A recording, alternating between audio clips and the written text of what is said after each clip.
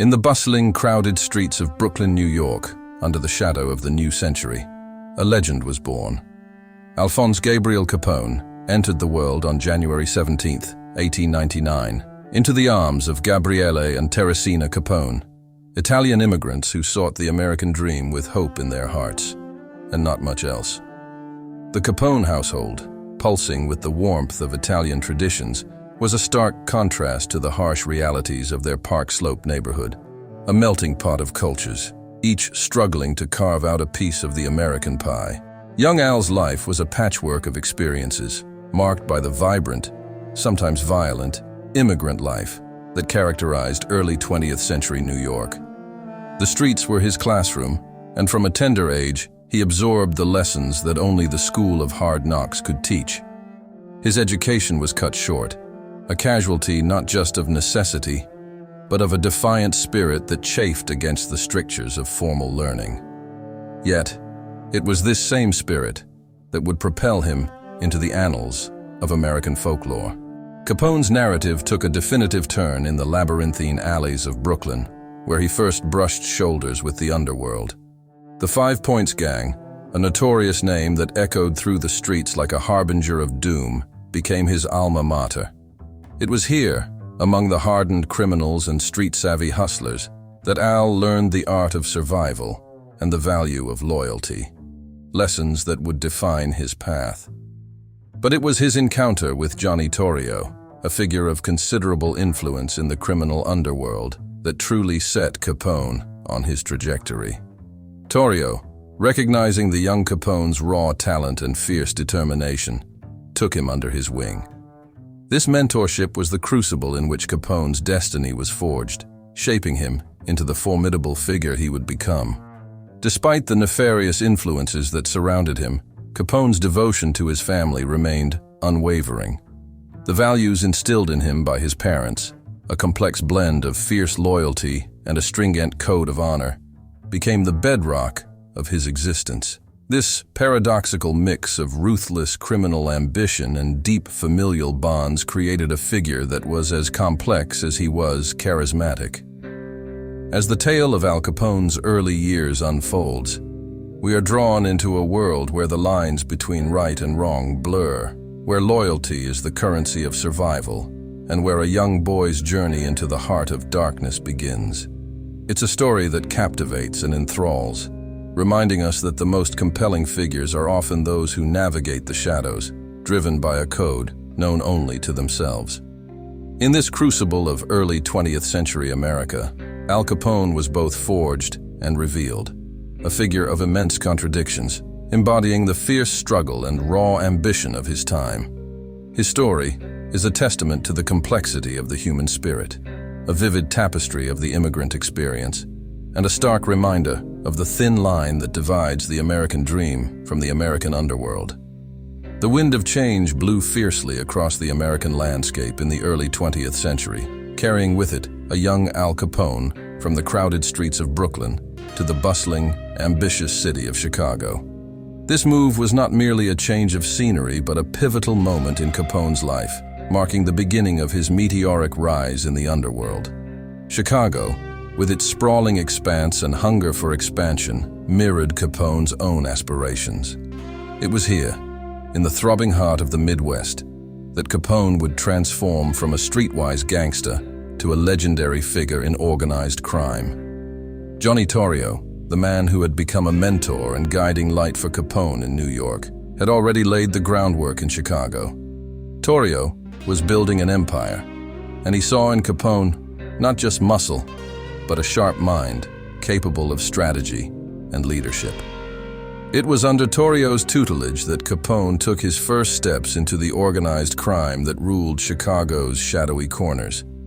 The city was a patchwork of territories, each controlled by gangs that were as much a part of the urban fabric as the railways and slaughterhouses. But it was a volatile mix, a cauldron of competing interests that was constantly on the brink of eruption. Capone's arrival in Chicago coincided with the onset of Prohibition, an era that would define his career and, ultimately, his legacy. The ban on alcohol created a vacuum, and in this void, Capone saw opportunity. Under Torrio's guidance, he plunged into the bootlegging business, smuggling liquor into Chicago and distributing it through a network of speakeasies and bars. The profits were astronomical, and Capone's ambition grew with each success. But it was not just Capone's business acumen that propelled him up the ranks of the Chicago outfit. It was his ability to navigate the dangerous waters of gangland politics. He possessed a rare blend of charm and ruthlessness, able to negotiate with rivals one moment and enforce his will through violence the next. This duality made him an invaluable asset to Torrio and a figure of fear and respect in the criminal underworld. The relationship between Capone and Torrio was more than just mentor and protege. It was a partnership that balanced Torrio's strategic mind with Capone's charisma and brute force. Together, they expanded the Chicago outfit's operations, moving beyond alcohol to gambling, prostitution, and extortion. Their success was not without its challenges, however. The competition was fierce, and the law was always lurking in the shadows, looking for a way to bring them down. Capone's rise within the Chicago outfit was meteoric. He had a natural instinct for the ebb and flow of power in the criminal world, and he used this instinct to position himself as Torrio's right hand. But with power came enemies, and Capone's ascent was marked by bloodshed and conflict. The streets of Chicago became battlegrounds, with Capone and the outfit at the center of the storm. Yet through it all, Capone's star continued to rise. He was more than just a gangster. He was becoming an icon, a symbol of the era's excesses and its dark underbelly. His name was whispered in awe in the speakeasies, cursed by his enemies, and feared by those who stood in his way. In the city of Chicago, amid the roar of the Roaring Twenties, Al Capone was forging his empire. His journey from the streets of Brooklyn to the throne of the Chicago outfit was a testament to his cunning, his ruthlessness, and his vision. It was a tale of ambition, power, and the pursuit of the American dream, albeit through the shadows of the underworld. The stage was set, and Capone was ready to claim his place in history. As the dawn of the 1920s painted the Chicago skyline, a new ruler ascended in the city's shadowy realm. Al Capone, once a bold young recruit from Brooklyn, now stood at the zenith of his power, ready to be crowned the undisputed king of Chicago's underworld. The departure of Johnny Torrio, following an assassination attempt that nearly claimed his life, left a vacuum at the helm of the Chicago outfit. Capone, with his unparalleled blend of strategic acumen and sheer ferocity, stepped into the breach, taking command of an empire built on the bedrock of Prohibition-era vices. Under Capone's reign, the Chicago outfit burgeoned, its tentacles reaching far beyond the illicit liquor trade. Capone's vision was grandiose, his ambition boundless. He sought not just to dominate, but to institutionalize his control over Chicago's underworld. Bootlegging, the lifeblood of his empire, became an art form under Capone. He orchestrated a complex web of smuggling operations, bringing in liquor from Canada and the Caribbean, and ensuring its flow through an intricate network of speakeasies and jazz clubs that thrived under his protection. But Capone's empire was not built on alcohol alone. He ventured into gambling and prostitution, recognizing their profitability in a city that thrived on excess and indulgence. His gambling dens and brothels became landmarks of vice, offering sanctuary to the weary and the decadent alike. Capone's name became synonymous with the forbidden pleasures of the Roaring Twenties, his establishments beacons of illicit entertainment in a society gripped by prohibition. The methods by which Capone maintained and expanded his power were as complex as the man himself. He was a master of public relations, cultivating a Robin Hood image that endeared him to the masses. Charitable donations and lavish public gestures painted Capone as a benefactor of the people, a protector of the common man against the injustices of the law. Yet, beneath this veneer of benevolence lay a ruthless tactician, skilled in the arts of bribery, intimidation, and violence. Capone's Chicago was a city of contrasts, where public admiration and private fear were two sides of the same coin. Capone's reign was marked by an unyielding resolve to retain power at all costs. He waged wars against rival gangs, consolidating his territory through bloodshed and terror. The St. Valentine's Day Massacre of 1929, where 7 members of the rival Bugs Moran gang were brutally gunned down, was a chilling testament to Capone's determination to eliminate opposition. Yet it was also this propensity for violence that began to unravel the fabric of his empire. The massacre drew national attention, turning the full force of the law against Capone and his outfit. In the end, Capone's rule over Chicago was as dynamic as it was doomed. His methods of maintaining power, though effective, sowed the seeds of his downfall. The public, once captivated by his charisma, grew weary of the violence and corruption that stained their city. Law enforcement, spurred by public outcry and the relentless pursuit of justice, began to close in on Capone.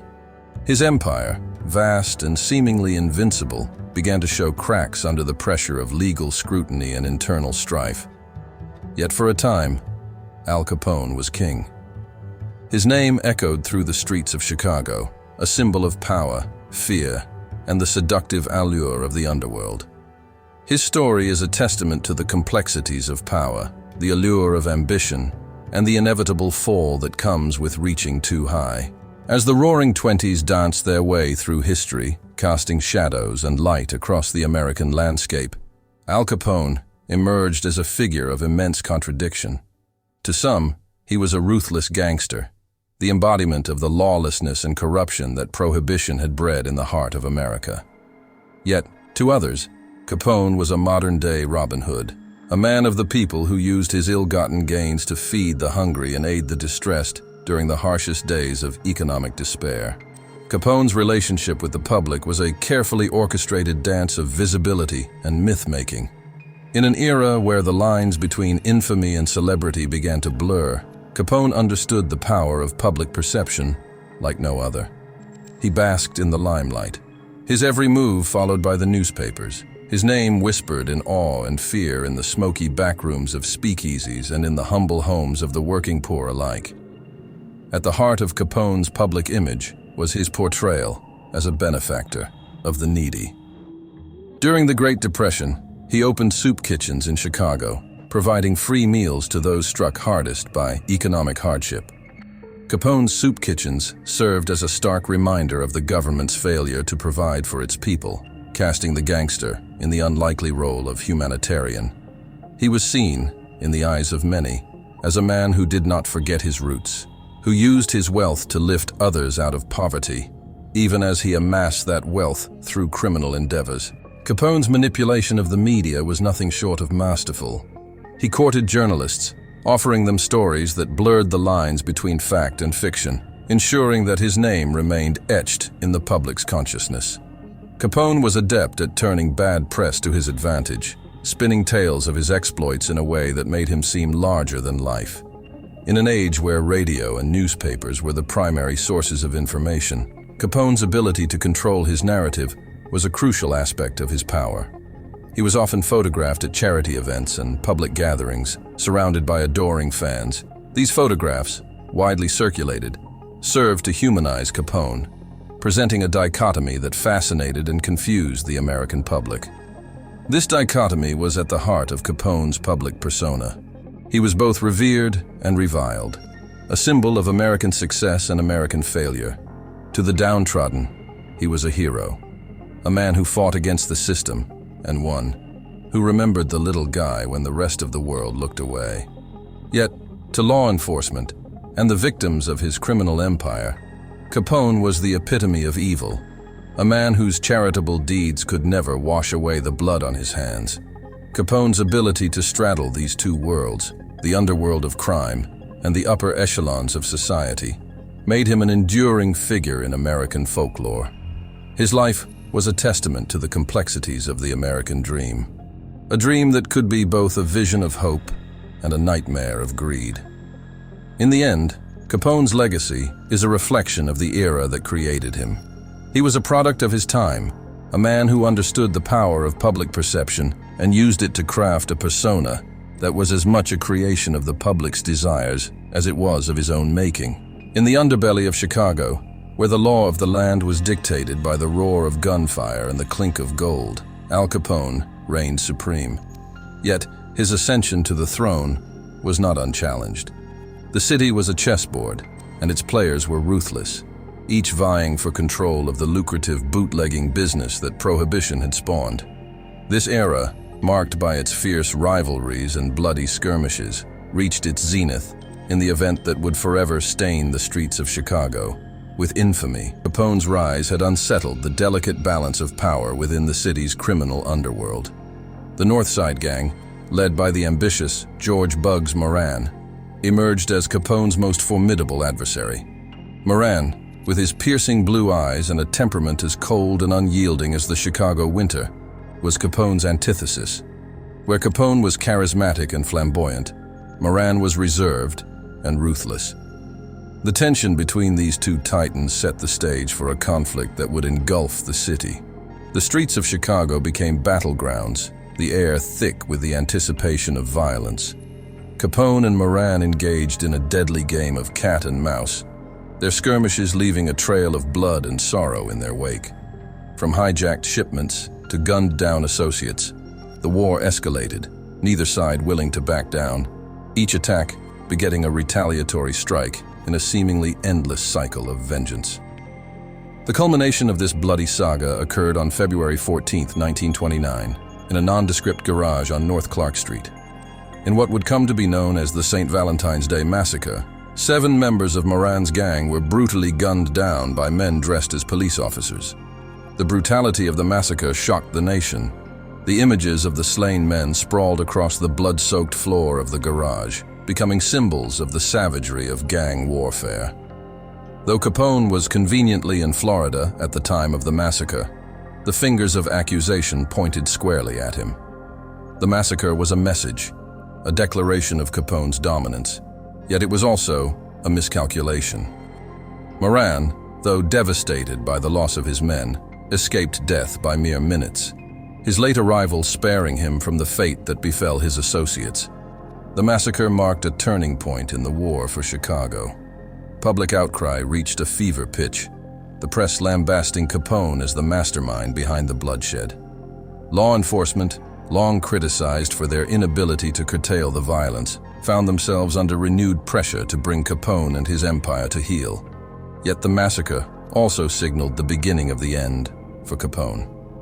The attention it drew was unwelcome, casting a spotlight on the underworld that Capone had so meticulously built. Federal agencies, including the newly invigorated FBI, took an interest in Capone, marking the start of a campaign to dismantle his empire. In the aftermath, Capone's grip on Chicago would begin to loosen. The battles had been won, but the war for his soul, and for the soul of Chicago, was far from over. As the 1920s gave way to the 1930s, the indomitable empire Al Capone had built began to show cracks under the weight of legal scrutiny and internal pressures. The man who had once seemed untouchable, cloaked in the armor of his own legend, found himself besieged on all fronts. The turning point came not from the barrel of a rival's gun, but from the meticulous calculations of accountants and the unwavering determination of a government intent on upholding the law. In a strategic pivot, the federal government, recognizing the futility of combating Capone's empire through conventional means, turned to the Internal Revenue Service. A special unit was assembled, tasked with unraveling the complex financial web Capone had woven. It was an audacious plan, to pursue Capone not for his numerous crimes of violence and bootlegging, but for tax evasion. Capone, for all his cunning, had underestimated the one adversary he could not intimidate or bribe: the taxman. In a world where Capone's word was law, the silent ledgers and bank accounts spoke volumes of his vast, undeclared income. The IRS's meticulous investigation laid bare the stark reality that Capone had never paid federal income tax on his ill-gotten gains. The trial of Al Capone was a spectacle unlike any the nation had seen. Held in October 1931, the courtroom became a stage for the drama of justice confronting organized crime. Capone, dressed in his finest, exuded confidence, perhaps believing that the same charm and influence that had protected him for so long would prevail. However, the government's case, built on the foundation of ledger books and witness testimonies, was irrefutable. Capone's defense floundered under the weight of evidence presented. The most damning testimony came from Capone's own bookkeepers, coerced into cooperating with the prosecution. The defense's attempts to muddy the waters could not distract from the clarity of Capone's tax evasion. On October 17, 1931, the jury returned with a verdict that would echo through the halls of history. Capone was found guilty of tax evasion. The judge sentenced him to 11 years in federal prison, the longest sentence ever handed down for tax evasion at that time. Additionally, Capone was fined $50,000, ordered to pay the court costs, and charged $215,000 plus interest due in back taxes. Capone's conviction marked a seismic shift in the battle against organized crime. It sent a message that no one, not even the most powerful mobster, was above the law. Capone's fall from grace was swift and unceremonious. He was sent to Atlanta U.S. Penitentiary before being transferred to the infamous Alcatraz, a prison designed to house the most incorrigible inmates. The man who had once been the king of Chicago's underworld was now a number, stripped of his power and influence, confined within the cold, unyielding walls of Alcatraz. His health rapidly deteriorated in prison, exacerbated by syphilis and the withdrawal from a life of luxury and excess. Capone's fall from power was not just the end of a criminal empire. It was the closing of a chapter in American history, a tale of ambition, power, and the inevitable reach of justice. Alcatraz, a fortress in the cold waters of San Francisco Bay, was the United States' most secure prison, a place designed to hold the country's most dangerous and intractable criminals. For Capone, whose life had been defined by luxury and power, the transition was a descent into a hellish reality from which there was no escape. The cold, unyielding routine of prison life, the constant surveillance, and the strict discipline were designed to break even the most resilient spirits.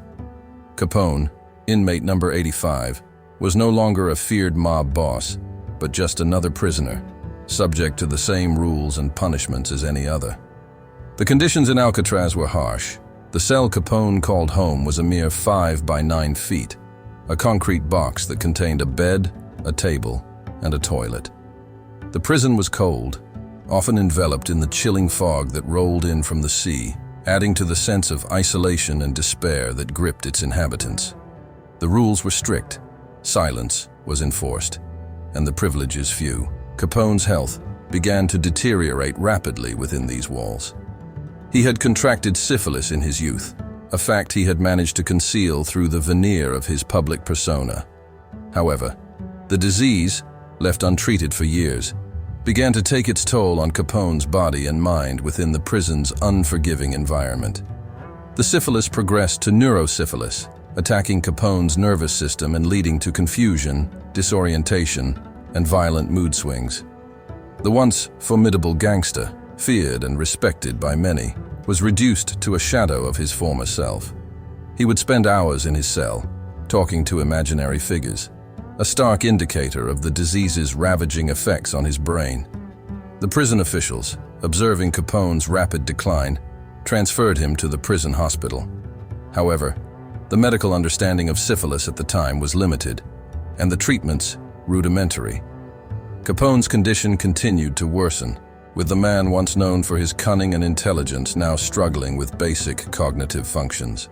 His decline was not just physical but symbolic, marking the end of an era where gangsters like Capone could rule cities with impunity.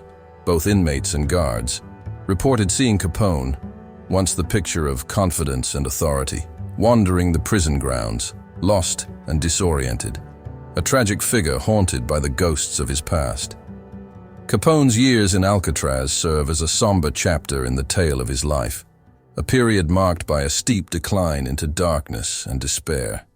They remind us of the fleeting nature of power and the inevitable consequences of a life lived outside the law. The man who had once been a king among criminals ended his days in solitude and sickness, a cautionary tale of the price of infamy.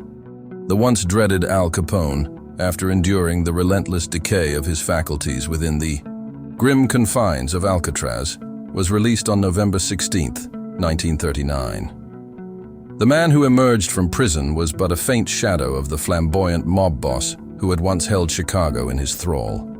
His release was not a return to power, but a descent into oblivion, a final chapter marked by illness and obscurity. Capone's post-prison sanctuary was his estate in Palm Island, Florida. This mansion, with its expansive grounds and access to the soothing vistas of Biscayne Bay, offered Capone a semblance of peace in his twilight years. However, the grandeur of his surroundings could not mask the reality of his condition. The once formidable gangster, now released on humanitarian grounds due to his severely diminished health, faced a life confined not by prison bars, but by the limits of his deteriorating mind and body. The syphilis that had begun to claim Capone's mind in prison continued its merciless progression. His mental faculties, once sharp and cunning, were now mired in confusion and paranoia. The vibrant, charismatic leader who had outwitted law enforcement and rival gangsters alike was now prone to episodes of disorientation, unable to recognize even his closest family members at times. He spent his days wandering the estate, a ghostly figure haunting the grounds of his own home, lost in the fragments of his fractured mind. On occasion, he would be spotted fishing from his yacht, a pastime that offered him brief moments of solace amidst the turmoil of his decline. The public, once captivated by tales of his exploits, had moved on, and Capone's legacy, while immortalized in the annals of American crime, was now a distant echo of a bygone era. On January 25, 1947, the former kingpin succumbed to a stroke, further complicated by pneumonia at the age of 48. His death marked the end of an era, closing the chapter on a life that had mirrored the tumultuous times in which he lived. Capone's demise was met with mixed reactions, a reflection of the complex legacy he left behind. To some, he was a villain, a symbol of the corruption and violence that had plagued America during Prohibition. To others, he remained a figure of fascination, emblematic of the allure and dangers of the American dream gone awry.